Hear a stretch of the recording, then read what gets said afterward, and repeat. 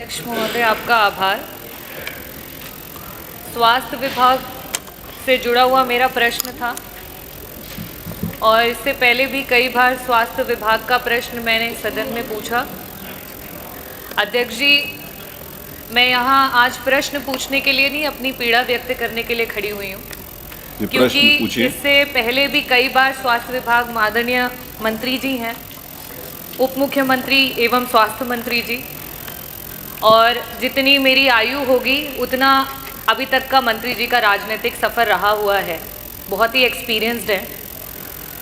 जिस समय trauma centre की बात की गई इस सदन में, विपक्ष ने जब सवाल किया तो आदरणीय मंत्री जी के द्वारा कुछ ऐसे शब्दों का प्रयोग किया गया जो वास्तविकता में सिर्फ इस सदन की नहीं, प्रदेश की और विभाग की जो गरिमा है उसको क्षति पहुंचाता है।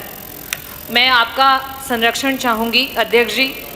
इसके बाद जब नवजात शिशुओं की मौत की बात हुई झांसी में, उस समय भी आदरणीय मंत्री जी के द्वारा नेता प्रतिपक्ष पे वार किया गया, ना कि उन बच्चों की जान कैसे गई उसका जवाब नहीं दिया गया।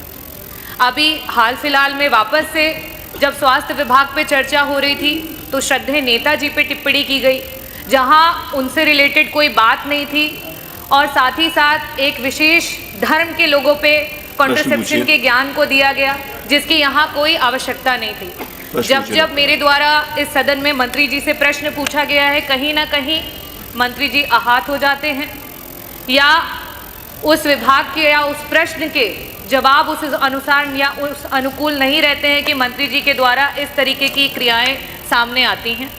तो अध्यक्ष जी, मैं आपके सामने और इस भरे सदन के सामने यही कहना चाहूँगी कि बार बार मंत्री जी के सवालों और चर्चाओं में ही पूरे विपक्ष को जो है वह में आना पड़ता है, और इस वजह से मैं मंत्री जी के प्रश्नकाल का बहिष्कार करती हूँ और वॉकआउट करती हूँ। आपने कोई प्रश्न नहीं पूछना? नहीं अध्यक्ष जी, मैं मंत्री जी से प्रश्न नहीं पूछना।